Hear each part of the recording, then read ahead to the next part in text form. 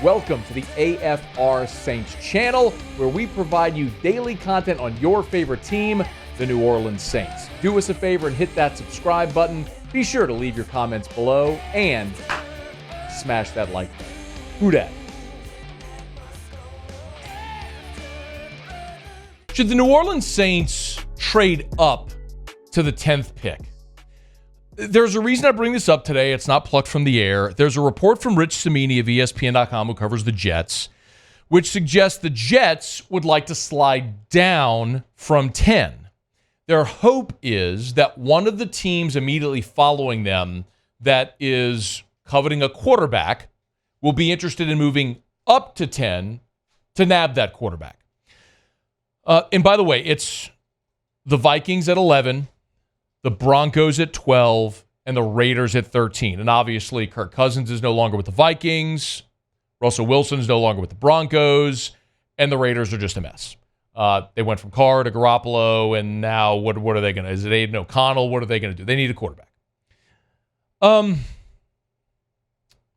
the only reason, it would be very easy for me just to say, no, stay put. But when we're talking about the Saints and this organization's propensity to trade up in the draft, to be aggressive, you have to consider things like this.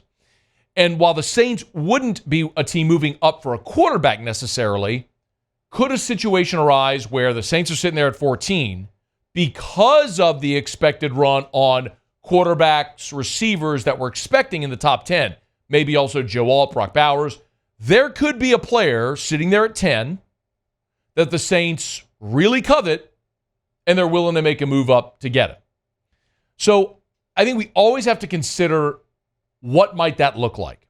So just for context, last year, and this is the closest thing recently that I could find that would resemble a similar trade. In round one, moving up 4 spots outside of the top 10, right? So last year, the Steelers went from 17 up to 14. They moved up 3 spots. And it was in the teens, right? From 17 to 14.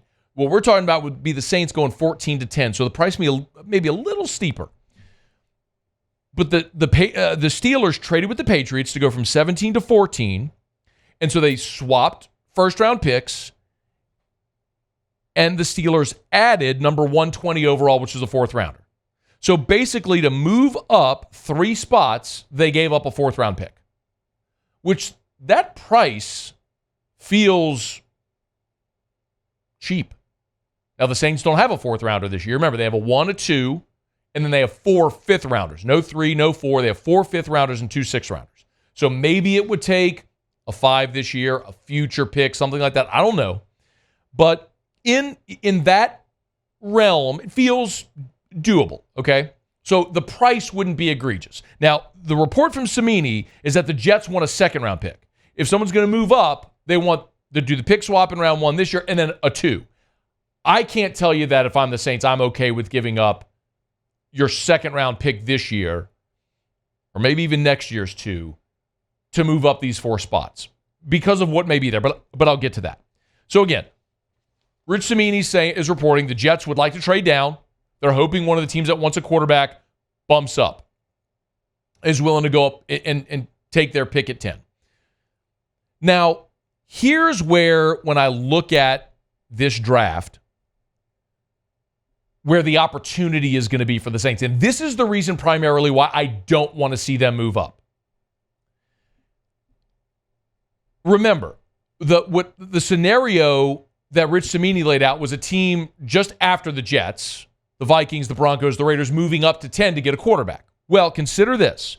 Right now, if you look at the odds, Caleb Williams is minus 8,000 to be the first overall pick, so he's going to be off the board.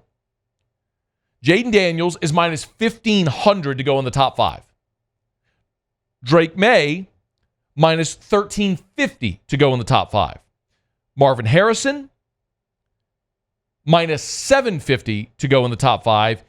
And J.J. McCarthy is minus 270 to go in the top 5. Essentially saying someone's taking him top 5 or someone's trading up to take him top 5.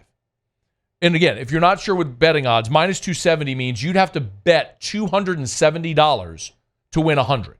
With Jaden Daniels at minus 1,500 means you'd have to bet 1,500 to win 100. So these are overwhelming odds that these are going to be your top 5 picks. Now, we're 4 weeks from the draft. A lot could change. 4 weeks from Thursday, right? A lot could change or 3 weeks, from Thursday. A lot could change between now and then. But it sure looks like the top 4 quarterbacks in this draft are going to be gone before the Jets pick. So is somebody, one of those 3 teams we just mentioned, willing to trade up to 10 to take Bo Nix? You'd have to really love Bo Nix to trade up to get him at 10. And I'm not so sure that scenario is realistic. Like, do you believe there's that big of a difference with Nix and, say, Michael Penix or whoever else might be on the board after round 1? When I look at the Saints at 14, understanding these are most likely going to be your top 5 picks in whatever order: Williams, Daniels, May, Harrison, McCarthy. Okay. After that, we know Malik Neighbors is going to come off the board, Dallas Turner, Joe Alt, Brock Bowers. I mean, you're going to be at 10 picks off the board that are obvious and guys that aren't necessarily in a position of great need for New Orleans. Like, it was so interesting to see. Matt Miller over at ESPN.com has a piece up where he gives lists prospects with a first-round grade. Understand, there's going to be 32 players taken in round 1. There's going to be 32 first-round picks. But what Matt Miller is saying, this NFL draft analyst from ESPN, is that only 18 players in this draft have a first-round grade, meaning there are going to be players taken. There's going to be 14 players taken that don't have a first-round grade. So, but if you're picking at 14, you're well within the range of a team, of a player that's going to have a first-round grade. So you're going to have value no matter what at 14. And what if someone does take one of the players that's outside of this first-round grade range ahead of the Saints? What if someone does take Bo Nix? So I look at it and I go, there's 4 offensive tackles. And given the whiff with Trevor Penning, Ryan Ramchik's injuries, tackle has got to be your number 1 need. I know everyone's said it. I've told you my dream scenario, realistic dream scenario, is Olu Fashanu from Penn State. Well, Matt Miller has Olu Fashanu as the 11th best prospect in this entire draft. And there's a really good chance that guy is on the board just sitting there for you at 14 because of what we just described. Like, it's realistic that you're going to see 4 quarterbacks off the board. And by the way, only 3 quarterbacks, according to Matt Miller, have a first-round grade. He does not have a first-round grade on J.J. McCarthy. But clearly, there are teams that are infatuated with J.J. McCarthy that are going to trade up, and someone is going to take him in round 1. It's just like the betting odds are minus 270 that he goes in the top 5. So, stock rising. The 4 quarterbacks, Harrison, Neighbors, Odunze, that's 7 right there that you assume. Bowers, 8. Joe Alt, 9. Dallas Turner, likely off the board, 10 before the Saints pick. So look at all the positions left. Essentially, every one of the next picks would have to be an offensive tackle for you to feel like you're not getting value there. So could Olu Fashanu be there at 14? Like, one of the 3 other big-time offensive tackle prospects in this draft after Joe Alt will be there for New Orleans. Just playing numbers, will be there for New Orleans at 14.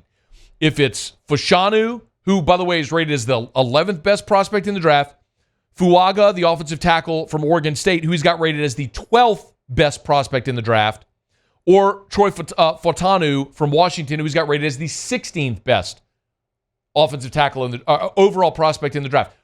One of those 3 guys is going to be, just playing the numbers, one of those 3 has got to be on the board for you when you pick at 14. So if you're the Saints, you could be patient and let a player with a first-round grade fall to you at 14, just be sitting there for you to pick. Or you could get aggressive, move up to 10, ensure you get the player you want at 10, assuming he's still on the board, but also giving up very likely a pick in next year's draft to do that because you don't have a 2 or a 3 this year. So or a 4. Or excuse me, you don't have a 3 or a 4 this year, and you're not likely giving up a 2 to move up right there. So would you give up a 3 next year or something like that? That's kind of the question right now for New Orleans. And when I look at it, it just seems so obvious to me. And forever, I've always defended the Saints' approach of moving up for this reason. I would rather you, as an organization, be bullish on a player and say, that's our guy, we scouted him, we talked to him, we did the medical, we love him, let's go get our guy. I'd rather that than saying, let's pick the best of what's left. And maybe you get lucky and maybe not.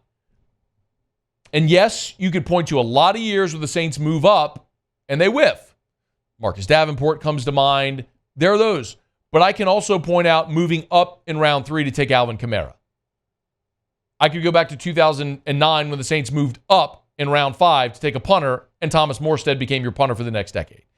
There are plenty of those examples. Obviously, you moved up to take Chris Olave. If you're bullish on a guy, go get him. And that's generally my thought. I just don't know that I can get on board with it this year because if you're patient, you can maintain and retain all of your draft capital and still have someone with a first-round grade because the run on the positions ahead of you this year are going to be quarterbacks and receivers. And yes, you're in the market for a receiver, but probably not at 14 because even if you just sit there and wait for one in round 2, you're going to pick an awesome receiver in round 2 because of the depth at that position in this year's draft. You're probably going to get great value. So the Jets are a team that are reportedly looking to move back, and that's within striking range for New Orleans. I just don't know that that's the deal I'd want to see him do this year. Hey, thanks so much for watching. Please leave your comments. I love to interact, and be sure to hit the red subscribe button below.